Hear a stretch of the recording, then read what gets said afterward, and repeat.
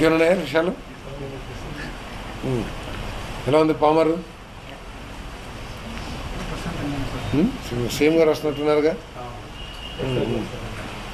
నేను వైసీపీ వాళ్ళు బాగా యాక్టివ్ అయిపోతున్నారా? ఆపారా?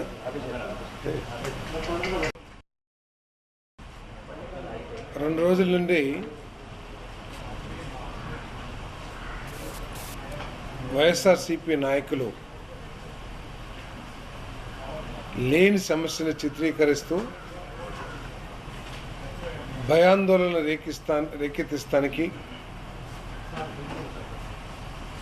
మార్కెట్లో ఒక నెగిటివ్ ప్రచారాన్ని తీసుకువస్తాం మనం చూస్తాను. డీజిల్ విషయంలో వాళ్ళు ప్రశ్నిస్తూ ఉన్నారు, ఏ రాష్ట్రంలో లేని సమస్య మన రాష్ట్రంలో ఎందుకు ఉంది? పరిశ్రమలన్నీ కూడా వెనక్కి వెళ్ళిపోతాయి అని చెప్పేసి మాట్లాడుతూ ఉన్నారు. వారికి ప్రతి నెల ఒక ప్రముఖమైన సంస్థ, ఇంటర్నేషనల్గా పేరు పొందిన వెల్ రెప్యూటెడ్ కంపెనీస్ శంకుస్థాపన చేస్తూ ఉంటే, వాళ్ళు యాక్టివిటీ స్టార్ట్ చేస్తూ ఉంటే చూడలేక ప్రభుత్వం మీద ఒక నెగిటివ్ ఇమేజ్ని క్రియేట్ చేస్తానికి తమ శాయశక్తులా ప్రయత్నం చేస్తున్నారని ఈరోజు అర్థమవుతుందని చెప్పేసి మనం చేస్తూ ఉన్నాను. సజ్జల రామకృష్ణారెడ్డి గారు చెప్తారు పరిశ్రమలు ఏం తీసుకొస్తారని చెప్పేసి. ఇంకా పరిశ్రమలు రావటం అనేది ప్రశ్నించే స్థాయిలో లేదు, కళ్ళప్పగిచ్చి చూసే స్థాయిలోనే ఉంది అని చెప్పేసి సజ్జల రామకృష్ణారెడ్డి గారికి మనం చేస్తామని నేను. మొన్న ఆర్సిలర్మిట్టల్ శంకుస్థాపన చేశాం. రేపు ఎల్లుండో 2-3 రోజుల్లో గూగుల్ శంకుస్థాపన చేయబోతా ఉన్నాం. రిలయన్స్కి శంకుస్థాపన చేశాం. ఇప్పటికీ 9.8 లక్షల కోట్ల పెట్టుబడులు శంకుస్థాపన చేసుకొని పనులు ప్రారంభించిన విషయాన్ని సజ్జల రామకృష్ణారెడ్డి గారు గుర్తించాలని చెప్పేసి మనం చేస్తాను.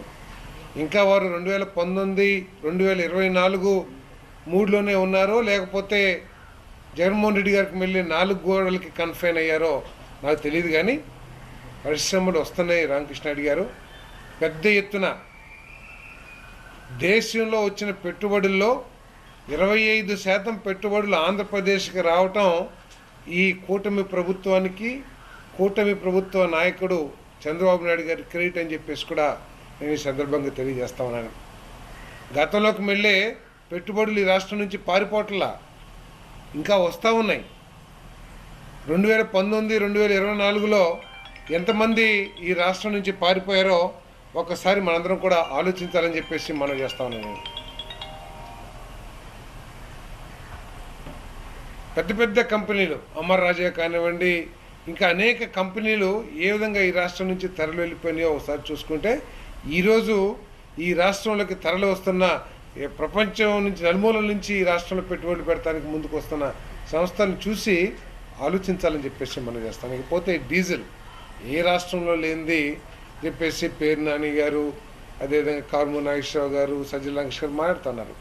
కరెక్టే. ఆ రాష్ట్రానికి ఈ రాష్ట్రానికి తేడా ఏంటంటే, ఈ రాష్ట్రంలో ప్రతిపక్షమే పెద్ద దౌర్భాగ్యం. వారు రాష్ట్రంలో సమస్యల్ని చర్చించటానికి ఎప్పుడు కూడా చట్టసభలకు రారు. చట్టసభల్లో ప్రభుత్వాన్ని ప్రశ్నించే ధైర్యం లేదు. వారు కావాలని చెప్పేసి వారి పత్రిక, వారి ఛానళ్ళు వాటిని మాత్రమే చూసుకుని వాళ్ళు ఏదో పెట్టకపోతూ ఉంటారు. కానీ ఇక్కడ అర్థం చేసుకోవాల్సింది ఏంటంటే, వైఎస్ఆర్సీపీ కావాలని చెప్పేసి ప్యానిక్ సిచ్యుయేషన్ని క్రియేట్ చేస్తారని చెప్పేసి మనం చేస్తా ఉన్నాను. ఉంది 1-2 జిల్లాల్లో కొంత సమస్య ఉంది, లేదని నేను అంటలా. దానికి కారణం వరల్డ్లో ఉన్న పరిస్థితులు కావచ్చు, లేకపోతే మొన్న ఏదైతే సంధి ప్రయత్నాలు ఉన్నాయో అవి ఫెయిల్ అని చెప్పేసి ఏదైతే వార్తలు వచ్చినాయో అవి కావచ్చు, లేకపోతే పెట్రోల్ కంపెనీల్లో తీసుకున్న నిర్ణయాలు కానివ్వండి, లేకపోతే సడన్గా పెరిగిన డిమాండ్ కానివ్వండి, ఇవన్నీ కారణం కావచ్చు. ముఖ్యంగా కారణం ఏంటంటే వైఎస్ఆర్సీపీ క్రియేట్ చేస్తున్న ప్యానిక్ సిచ్యుయేషన్ని దృష్టిలో పెట్టుకొని 10 లీటర్లు కావాల్సిన వాళ్ళు 30 లీటర్లు, 30 లీటర్లు కావాల్సిన వాళ్ళు ఫుల్ ట్యాంకు, ఈ విధంగా ప్యానిక్ పర్చేజెస్ మూలంగా కూడా ఈ పరిస్థితి క్రియేట్ అవుతుందని చెప్పేసి మనం చేస్తాం. అయినా కూడా ముఖ్యమంత్రి గారు దీన్ని ప్రతిరోజు కూడా సమీక్షించడమే కాకుండా మరి మా సివిల్ సప్లైస్ మినిస్టర్ గారు వారి తండ్రిని కోల్పోయి ఉంటే కూడా ఈ సమస్య మీద ఎప్పటికప్పుడు రివ్యూ చేస్తూ తగు ఆదేశాలు ఇస్తున్న విషయాన్ని కూడా గమనించాలని చెప్పేసి మనం చేస్తామని ముఖ్యమంత్రి గారు స్పష్టమైన ఆదేశాలు ఇచ్చారు. రైతులకి అదేవిధంగా ఆక్వా రైతులకి ఎటువంటి షార్టేజ్ లేకోకుండా డీజిల్ సప్లై చేయాలని చెప్పారు. ఎక్కడైతే ఇది ప్రత్యేకంగా రిక్వైర్మెంట్ ఉందో, ఈ రిక్వైర్మెంట్ ఎక్కువ లేకపోతే ఈ రైతులకి డిమాండ్ ఎక్కువ ఉందో అక్కడ స్టాక్ కూడా వారి కోసం ప్రత్యేకంగా దృష్టి పెట్టాలని చెప్పేసి కూడా ముఖ్యమంత్రి గారు ఆదేశాలు ఇచ్చారని చెప్పేసి మనం చేస్తాము. ఆక్వాకి ఎటువంటి ప్రాబ్లం లేకుండా చూడాలని మరి సివిల్ సప్లైస్ మంత్రి గారు కూడా ఆదేశాలు ఇచ్చారు. మేము కూడా ఎప్పటికప్పుడు సిచ్యుయేషన్ని మేము రివ్యూ చేసుకుంటూ ముఖ్యంగా రైతులకు ఎటువంటి ఇబ్బంది లేకోకుండా, 2 ఎటువంటి dry out stock out position లేకోకుండా ఆయిల్ కంపెనీస్తో కూడా మాట్లాడుతూ ఉన్నాం. కొంత ఐఓసిఎల్లో చిన్న ఇబ్బంది ఐఓసిఎల్, తర్వాత హెచ్పిసిఎల్, తర్వాత బీపీసీఎల్ అయినా కూడా మెరుగుపడతా ఉంది. ఈరోజు 1 గంటకి రివ్యూ చేసినప్పుడు 397 ఫిల్లింగ్ స్టేషన్స్లో స్టాక్ అవుట్ పొజిషన్ ఉంటే 3 గంటలకల్లా అది 322 పెట్రోల్ పంపులకి ఫిల్లింగ్ స్టేషన్కి తగ్గింది.